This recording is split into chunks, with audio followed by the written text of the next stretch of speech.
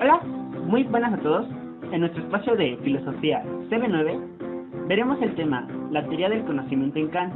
Los puntos que veremos sobre dicho tema serán definición, antecedentes, representantes, y tendremos un cierre sobre el mismo tema. La teoría del conocimiento. Muy bien, ahora trataremos de explicar cada uno de los puntos que hemos mencionado. Definición. La teoría del conocimiento es una disciplina filosófica para ubicarla en el todo lo que es la filosofía. Debemos partir de una definición esencial de ella. La teoría del conocimiento es, como su nombre lo indica, una teoría, a saber, una explicación e interpretación filosófica del conocimiento humano. La teoría del conocimiento de Kant representa, en su crítica de la razón pura, es uno de los grandes hitos en la historia de la filosofía. Con ella pretende responder las objeciones de Hume respecto al fundamento del conocimiento científico basado, según el filósofo inglés, solo en la costumbre. Kant no duda que el conocimiento científico universal es necesario, es posible. La física de Newton la prueba y sabe que un conocimiento de este tipo no puede tener su fundamento en la mera costumbre. De ahí que no se pregunta por la posibilidad, sino por las condiciones de posibilidad. Su teoría le permite encontrar el suelo firme para la ciencia, no en el número, en la realidad, en la cosa en sí, sino en el propio sujeto, portador de formas universales que obtienen de la experiencia la materia indispensable para construir su objeto de conocimiento, el fenómeno. Antecedentes: Revolución copernicana. Mientras los filósofos anteriores, racionalistas y empiristas, habían puesto el acento en el objeto del conocimiento, Kant pondrá el acento en el sujeto que conoce. El sujeto no encuentra al objeto como algo dado, sino que lo construye, a priori, independiente de la experiencia y condición de posibilidad de toda experiencia. Noumeno, la cosa en sí, la realidad tal como es en sí misma, permanece incognoscible. Caos de impresiones. Las impresiones constituyen la materia de conocimiento. Sin ellas el intelecto no conocería nada, pero irrumpen en el intelecto en forma caótica y en este quien las ordena con sus formas a priori construyendo el fenómeno. Kant dice que las impresiones sin las formas y las categorías que aporta el intelecto serían ciegas. Entonces, si bien las conoce a los empiristas que todo conocimiento comienza con experiencia, no admite que todo conocimiento provenga de la experiencia, pues él mismo sería imposible sin el aporte que hace el sujeto de sus formas a priori. Formas y categorías a priori. Las formas y categorías a priori construyen el fenómeno a partir del caos de impresiones. Kant sostiene que, sin las impresiones, las formas y categorías permanecerían vacías. Objeto de conocimiento. El intelecto, con sus formas a priori de la sensibilidad y sus categorías del entendimiento, construye tomando como materia las impresiones caóticas. El objeto de conocimiento, el fenómeno que es incremental. El intelecto no conoce las cosas tal como son en sí mismas, sino tal como él mismo las construye. Ideas de la razón pura. Las ideas de Dios, de alma y de mundo permanecen vacías. Son las impresiones las que dotan de contenido a las formas vacías del intelecto. Pero de las ideas de la razón no tenemos impresión alguna.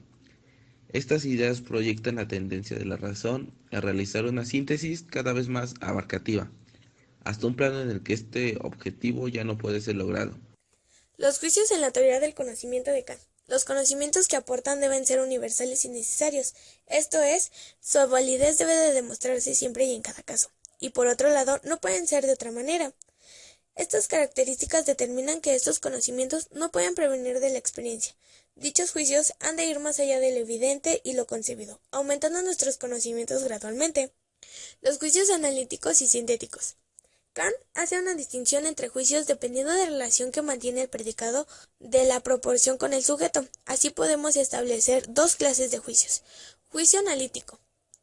A es B. Son aquellos en los cuales el predicado B está incluido en la noción del sujeto A. Por ejemplo, la pelota A es redonda. B. La noción de redondez se infiere directamente y se halla implicada en el sujeto pelota. Desde luego, no hay pelotas cuadradas. El carácter obvio de los juicios analíticos es el que proporciona que los conocimientos que aportan sean siempre universales y necesarios. Los juicios sintéticos son aquellos cuyo predicado B no está contenido en la noción del sujeto A. Por ejemplo, la pelota A es azul. B. El predicado azul no infiere directamente con solo pensar en el sujeto pelota. Para saber esto, se tiene que ver concretamente esa pelota, que, de hecho, es azul. Se observa que los juicios sintéticos sí aplican y aumentan los conocimientos. A esta propiedad de los juicios sintéticos de ampliar los conocimientos lo denomina Kant extensivos. Los juicios sintéticos son extensivos. Por lo que se ha visto, se puede deducir otra cosa más. Estos juicios son posteriores, es decir, su verdad es conocida a partir de la experiencia. Los juicios sintéticos a priori. Se ha visto que atendiendo a su inclusión o no en el concepto de sujeto, los juicios podían ser analíticos a priori y sintéticos a posteriori. Hasta aquí no se puede decir que Kant haya hecho algún descubrimiento original. Los juicios analíticos son la relación de ideas de Hume y los juicios sintéticos las cuestiones de hecho. Pero si esto fuera así, la ciencia según Kant no cumplirían los dos requisitos anteriormente mencionados. Al tener un carácter universal y necesario y además aumentar los conocimientos, debe haber algún tipo de juicio que cumpla esas dos condiciones. Como prueba, Kant aduce el siguiente ejemplo, la proposición: la recta A es la distancia más corta entre dos puntos B. No es un juicio analítico a priori ni sintético a posteriori. Kant diría, y esta es su originalidad, que es un juicio sintético a priori. Esto es un juicio que, siendo a priori y por tanto de carácter universal y necesario, sin embargo tiene las propiedades extensivas de los juicios a posteriori, permitiendo que aumenten los conocimientos. Así pues, son estos juicios sintéticos a priori los únicos que pueden denominarse científicos, porque cumplen con las características de universalidad y necesariedad, y por ser extensivos amplían los conocimientos. Representantes. La filosofía para Kant se revive la orientación platónica. La filosofía retoma el carácter de autorreflexión, de autoconcepción del espíritu. Si bien se representa en primera instancia como teoría del conocimiento científico, sin embargo, no se limita a la esfera teórica, sino que se encamina a la fundamentación crítica de las restantes esferas de valor. Junto a las críticas de la razón práctica, que trata de la esfera del valor moral, y la crítica de los juicios, que se enfoca a los valores estéticos y hacen de ellos objetos de investigación crítica. Así pues, en Kant se representa la filosofía como una reflexión universal del espíritu sobre sí mismo, como el pensamiento del hombre oculto acerca de la totalidad de su conducta valorativa. Cierre. Bien, ahora veamos un breve resumen de lo que vimos. Primero digamos que la teoría del conocimiento aparece por primera vez como una disciplina independiente en la Edad Moderna y debe considerarse como tal.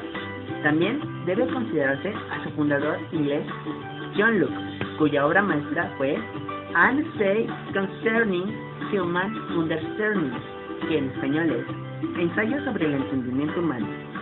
Pero, como el verdadero fundador de la teoría del conocimiento, centro de la filosofía continental, se considera a Immanuel Kant en su obra maestra epistemológica, La crítica de la razón pura, en 1781, donde trata, ante todo, de dar una fundamentación crítica del conocimiento científico de la naturaleza, llamando a su procedimiento método trascendental. Este método no investiga propiamente un origen psicológico del conocimiento, sino su validez lógica. A diferencia del método psicológico, no se pregunta cómo surge el conocimiento, sobre qué bases o supuestos descansa. A causa de este método, la filosofía de Kant se llama trascendentalismo o criticismo.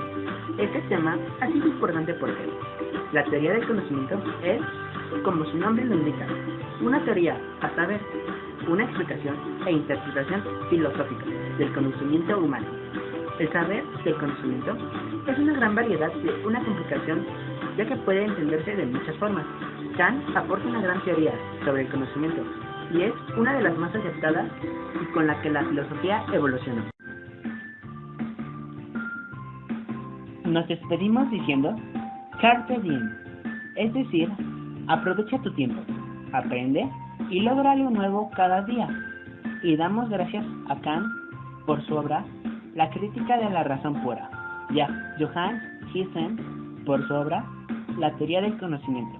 De antemano, muchas gracias por su atención. Y les recordamos antes de irnos la frase Carpe Diem. Muchas gracias.